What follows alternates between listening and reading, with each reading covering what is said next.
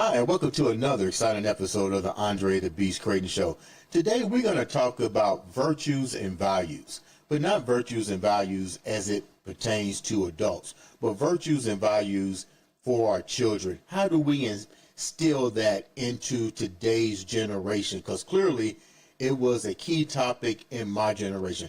I'm proud to have on the show today one of the best children's authors today, Miss Tonja Howard. Welcome to the show. Thanks, Dre. Great to be here. So let's just get right down to it. Tell the viewers about Tonja Howard before we get into all these extraordinary things that you have going on. Yeah, so thanks for asking. You know, Tonja Howard is constantly evolving. And so I would just say, who is she today? I started my journey out pre-children, graduating college with a degree in psychology, developmental psychology. I absolutely love that aspect of psychology, child development, lifespan. From there, I went on to work with Buck Owens Productions for years. And then, fast forward, it was time to have my own family. And I remember being pregnant with my oldest daughter, and I remember being grateful for the way that my parents tried to parent me, right? We all do the best that we can. Right. But I remember wanting something different for my own children. And by nature, I'm a very positive person. And so I can remember Google had just come out, the computers, and I Googled positive parenting. And Jane Nelson, who created Positive Discipline, popped up. And I am the type of person, that if I'm going to take something on, I'm diving headfirst, I'm diving deep, and I will, try to learn as much as I can and try to be not so much an expert in it, because I'm not sure we're an expert in anything, right? I mean, we're all human, but really wanting to grow the knowledge there. And so from there, I became, had my firstborn, really applied the positive discipline strategies. And in that process, too, it was really helping me grow as a person.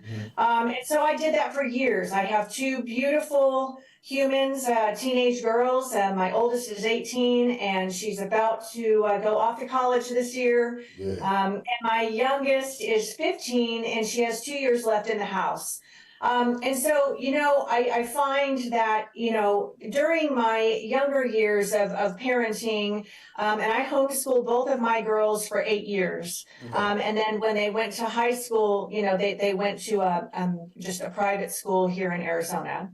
And I felt myself really start to grow as well in different areas of my life. I've always been an entrepreneur by heart. So, what I did is I crafted the way I made a living. I married it within my life because I still wanted to really be there with my girls and be available, but also keep growing in other areas of my life. So, I own a few businesses with my husband, and I also have my real estate license, and I hang it at Sotheby's and do a lot of investing.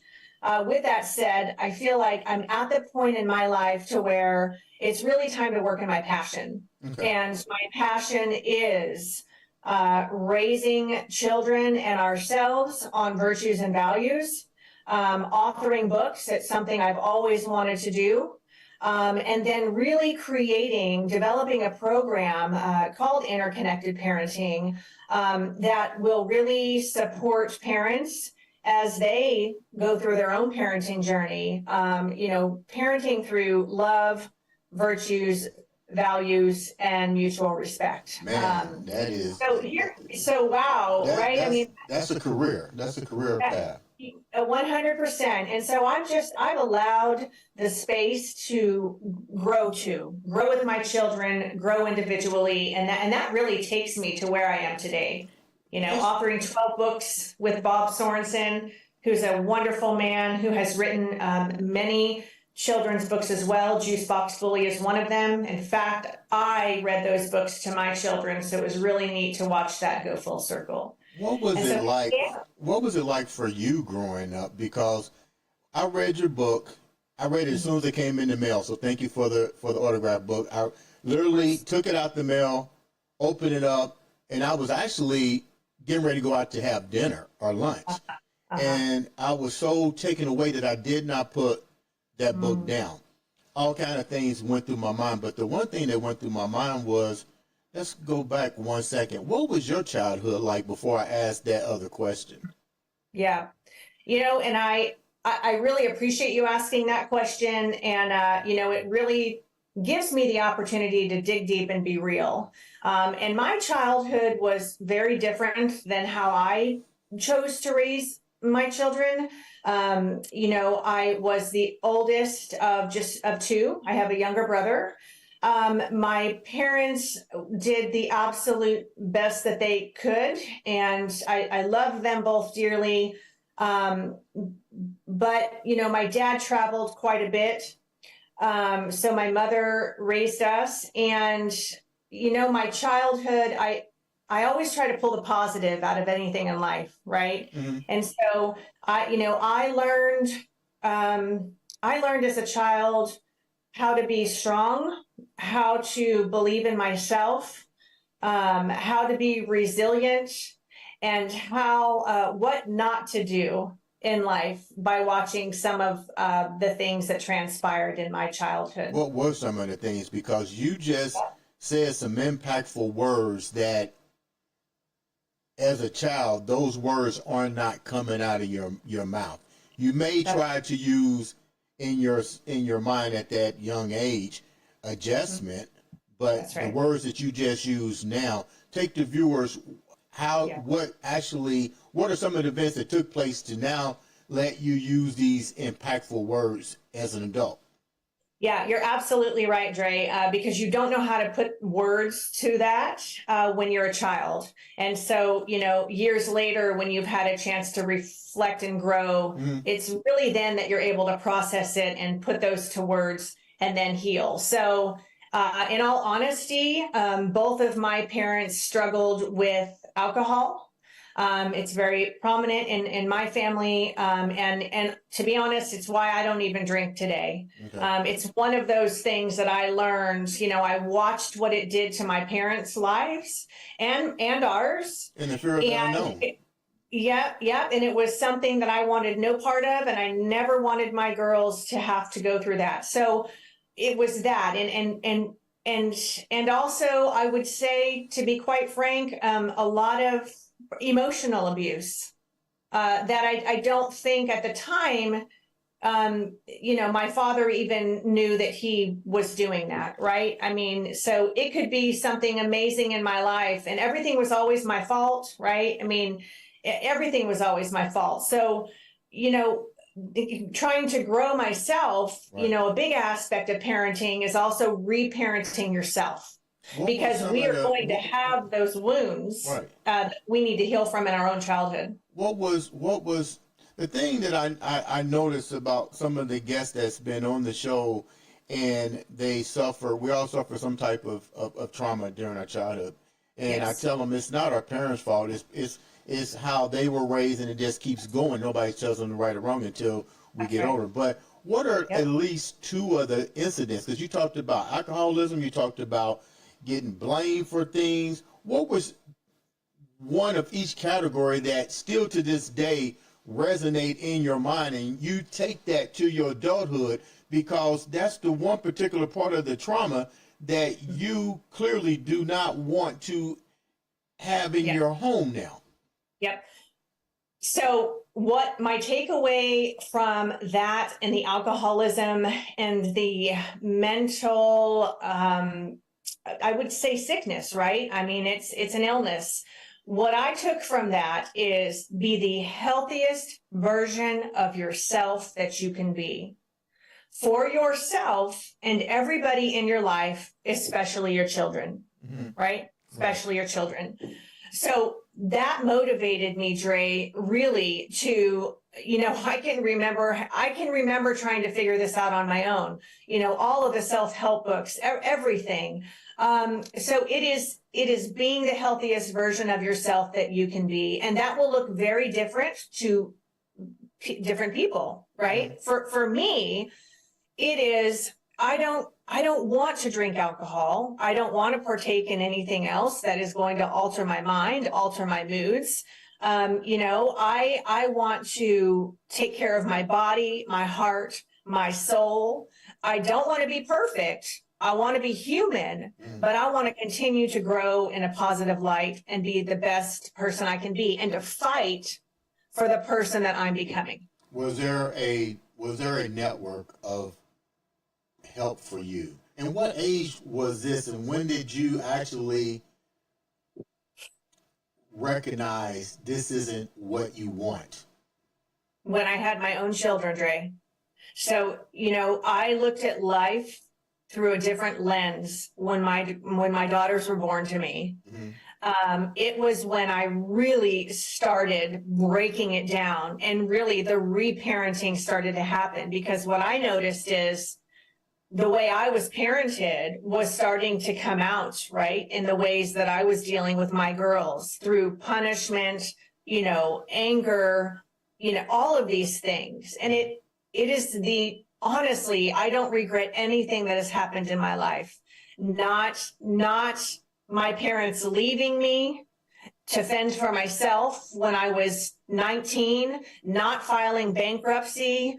My father ended up committing suicide, and that in itself is really hard to rebound Let's from, go back right? for a minute. You're 19 years old. This is two key components here. Let's start with your mom. You said she abandoned you. Give me some insight on that. And I say that, and as I'm saying that out loud, it's interesting, because I'm noticing right now I still have healing to do from that. Yeah. So that's very, yes. So, being able to also reflect is great. So I felt like it was abandonment, right? But the truth is, they were in a hell of a situation. The alcohol abuse and everything that went along with that. You really can't conduct your life, right? You can make as much money as you want and need, but if you cannot hold on to that, and if you cannot treat people the way they need to be treated, and learn how to budget and the value of money, it's not much use. So what ended up happening at the age of 19 was they had really burned every single bridge where we lived, and they couldn't pay the bills, they couldn't pay the mortgage anymore. And they looked at me and said, "We are leaving, we are fleeing, we are moving back to New York to move in with your grandmother. Please come." Wait a minute. You're 19 years old, and they said, "Please come. We're leaving." Yeah. So and on top of that, yes, they had then put everything in my name. So because my dad wasn't, conducting taxes and everything well on the up and up, everything that we had was in my name. Well, what ended up happening is he couldn't pay that anymore. So I'm 19 years old. I have just filed for bankruptcy because I can't pay it. And so bill collectors are now coming after you at 19 years old. Yes. Okay, keep going. Yes. Nowhere to live, but all I know is that I'm not going with them, because if I go with them, my life will never change. That's some serious contemplating at 19 years old, and still dealing with the dysfunction from, I guess, the moment that you recognized there was dysfunction going on in the house. What about your brother? You mentioned your brother. How was he adjusting to this? My brother chose to go. At that time he was 16 years old, right? And I understand that. He chose to go with them, and he stayed in that situation for a few years. And I would say 10 years later, actually, when I had moved on with my life and I had gotten through the bankruptcy and I had really learned to stand on my own 2 feet and support myself and rise above. And so by then I had married and had started our first business together. And my brother called me and said, "I've watched what you've done with your life, and I need to be with you. I need to get out of this situation and live my life. And so he actually moved to California, where we were at the time, and started working with us and building his life up. And he is still with us today. Wow. Yeah. Let's go to an even sadder moment of this family tree. This now you're dealing with your dad, and let's get real. Yep. Alcoholism is an illness, and it affects not only the participant, but it heavily affects those on the outside that are family members, close friends, because we may not know how to deal with it, but we get the aftermath of the illness. So the aftermath for you was, unfortunately, your father took his life. Your father was going through a lot. What was that like? Did you reach out to him before this was going on? Was there animosity? Because here it is, both individuals leave you to fend for yourself at 19 years old, to go out and to grow up. Me personally, I can't conceive that. You know what I mean? Yeah. Especially my daughter. Yeah. You know, Yeah. but not even the fact that my daughter, but my child, out of a situation that I created. Yes. Yes. So Yes. was there Well, animosity before he died? Well, take the viewers through that part of your life, because he's still your father.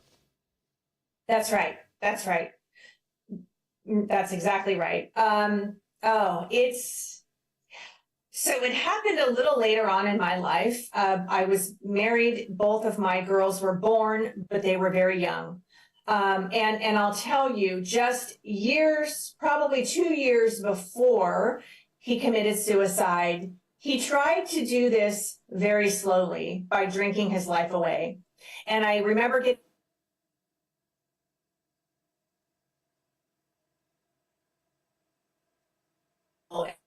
said he, almost died. So Dre, I fought my ass off to save his life, and I did that. And he was good for a year. And then, like with alcoholism, it's very hard to beat. It really is. And so I kind of had an inclination, I guess I would say, by the conversations that he and I had. I just said to him, it's clear that you don't want to live. And if you ever feel that way again, I just want you to give me the respect of somehow letting me know, and somehow letting me know what you want done with you. I don't want to go through life and have you fall off the face of the earth like you've done before and me not know. I just need closure. Right. And that was really, really difficult and bizarre conversation for me to have with my father. But we had it. And so, Dre, I can remember the morning. He lived out of the country at the time, and his assistant called me, and he was obviously distraught. I had just had surgery for what we thought was cancer. So I was already feeling, pretty raw. And he just said, your father has committed suicide. Why he was out of the country? Yes. Why was he out of the country? Because he couldn't, his credit and everything was so messed up in the United States? That's right. That's right. What part of the country did he wind up fleeing to? He was in the Dominican. Yeah. So he passed away in the Dominican. Now you have to transport his body back to the States. Yes. Yes. And Dre, getting those, so obviously I just hit the floor, and it was unlike anything I had ever experienced. And, you talk about grief, and there's various stages of grief, right? And they're not linear. But I went through all of those stages. Why didn't he leave a note? Why didn't he say goodbye to me? Why didn't he love me enough to stay and get healthy? Right? It's all of those questions. And he had sent an email just days before, Dre, and all it said was, "I'm checking in to make sure you're alive." That was it. It's a lot. Your mom and your brother, your husband, your children, how did they take this news? Yeah.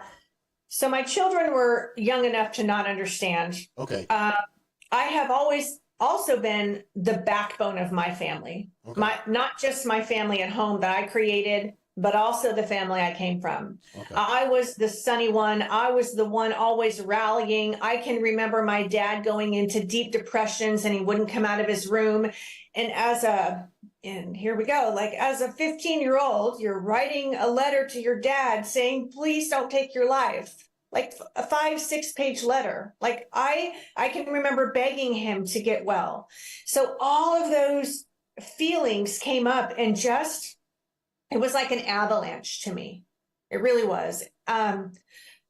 Yes. And not to mention the logistics, right? So my mother and my brother, it was very hard for them, but I am the one that had to take the reins and figure it out, just like I did with everything else in our life. Everything. That's everything for my family's life. That's a lot on that's a lot on your plate. So you get ready, let's move forward a little bit. So all the trauma has decided. The whys still remain. They're always going to remain when a loved one or a family member or even a friend commits suicide. There's always going to be that why or what could I have done and so forth. And I know we have to keep moving forward to make sure that it doesn't take us down that road of despair. Right. And you've done that by writing children novels. Take me down that first novel that you sent me, because I still see the picture in my head. I'm sorry that I forgot to bring the book, but if you can show the viewers that particular book, I loved it. Tell me the story of that book. Yeah, Grumpy or Grateful. So, again, I tell you, I have an incredible co-author, Bob Sorensen, and a mutual friend introduced us. We knew we were in the same arena as far as the parenting arena. He was affiliated with Love and Logic. I had done a lot of work with Positive Discipline and sat on the board. And so we already had that commonality. We were very passionate about children, parenting, and, a mutual friend and I were having a discussion about the next chapter in my life as the girls were aging out. Right.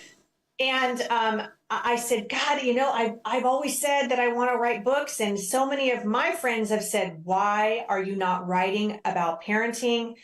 This is your gift. You are so passionate about it. And look at your children. Right. And I said, it's more than that. As I look around and I watch my girls grow up, I really believe that the way I chose to parent was really at the core. And so talking to my friend, I said, I want to write books. And he goes, oh my God, I'm so sick of hearing you say that. He's my friend who gives me tough love and I love him. He's like, that's it. You're doing it. And I'm introducing you to Bob Sorensen. So Bob and I talked, this was last year. And I said, Bob, here's my idea. I want to create virtues and values. I believe that children need to learn how to grow in virtues and values. And so he said, I couldn't agree more. And there isn't a better time in this world to be doing this. Right.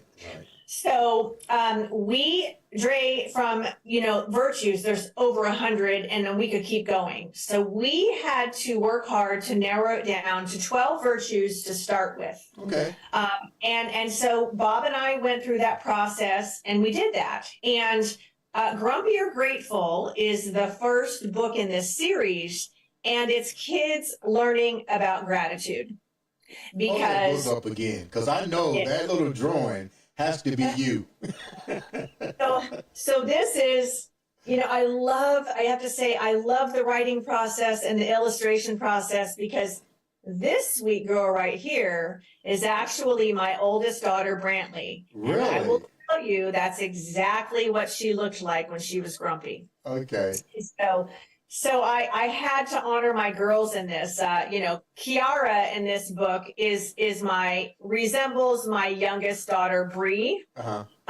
And so, on this page is actually Brantley and Bree. I don't know if you Okay. can see it, Yeah, I but see it. Yeah. yeah, so that has been really fun.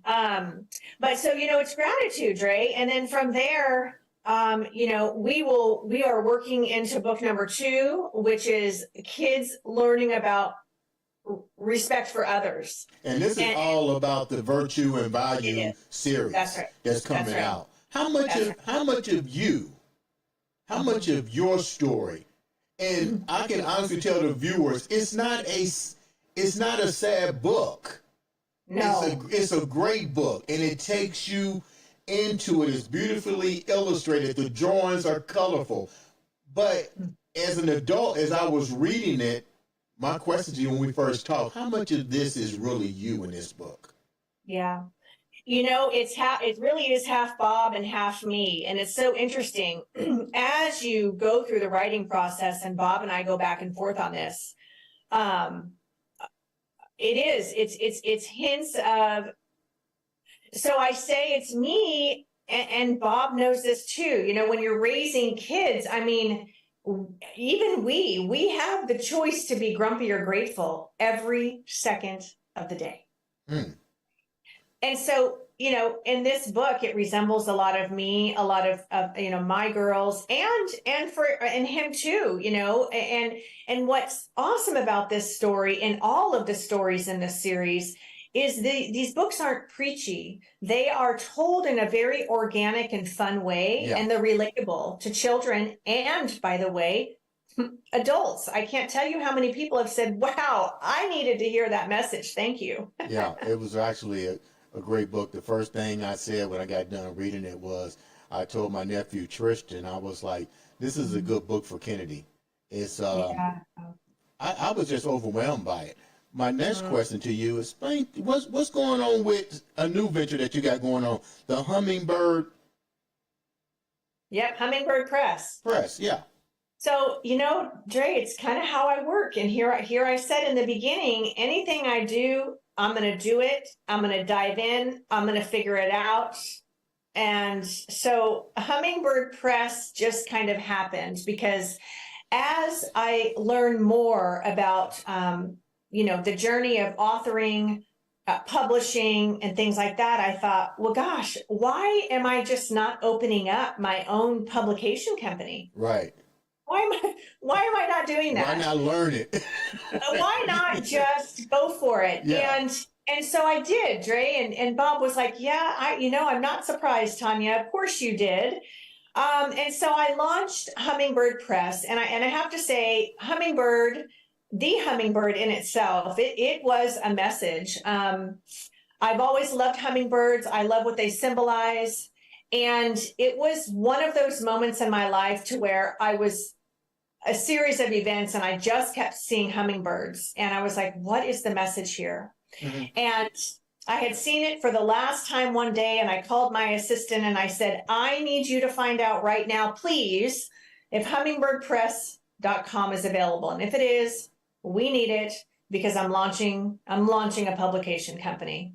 So the publication company that you're launching, the publishing company. What is its services for the viewers that may want to publish a book or trying to be an author? Yes. So the publishing company will do just that. It will house the Virtues and Values series for kids and any other book that I write or Bob. And from there, I would love to be a publisher for more parenting books, self-help books, books on growth, books for children that encompass any sort of social, emotional learning. Right. I want it to be all that. Right. And then, of course, in addition to that, I want to have another division that really houses my creative side. And I've always loved planners and cute little notebooks and things like that. So I would like to have my own line of office supplies, and it will be called Hummingbird Press. Now, I'm going to go back one notch here, because when you you've been through a lot, and people need to understand, what have you done for yourself to deal with, because I can see when we was doing the interview, the emotions that tackled, and I'm trying to get into the mind of the viewers. What have you done? You're doing a lot for the kids, but what have you done to heal your whys? Yes. So, it's a constant, it's a journey, right? It's a journey. And I really learned, and am still learning, the art and the gift of self-love, self-acceptance, healing, being open and knowing that we are not perfect, and it is okay to fail, and it's okay to fail forward, and it's okay to hurt, heal, grow, and keep moving. So for me in my life, for the longest time, I felt really guilty trying to pour any love into myself. And, I know now that was because I didn't think I was worthy of that because of my upbringing. I felt guilty. I'm a 2 on the Enneagram, which is a whole nother thing, but I am a servant leader. Okay. And so and very positive, by nature, but I lead with my heart in almost everything I do. And I realized that I needed to live my life through that place, and to be in alignment and congruent with really my core and my beliefs. So every day I'm healing, Dre. We all are, right? We all have to take ourselves down that road and walk ourselves home. So I try to really carve out time for myself in the mental space, really nurturing my heart, surrounding myself with my people. I believe in quality, not so much quantity, although I know a lot of people. I love people. But really being purposeful about my life, and I say protecting my energy in that way, but I just staying laser focused on living in integrity and healing and being the best person I can be. How can the viewers reach out to you? So I have my website, which is TonjaHoward.com, and that houses everything for me that I'm doing. And then, I'm on Instagram at the Tonja Howard. And then in addition to that, interconnected parenting, which is another venture of mine, is there. To ask you about that. That's okay. There's a lot to cover. And then Virtues and Values for Kids is also on Instagram, and that's the handle. And that will house all virtues and values for kids, tips, and then it will also keep everybody updated on the series.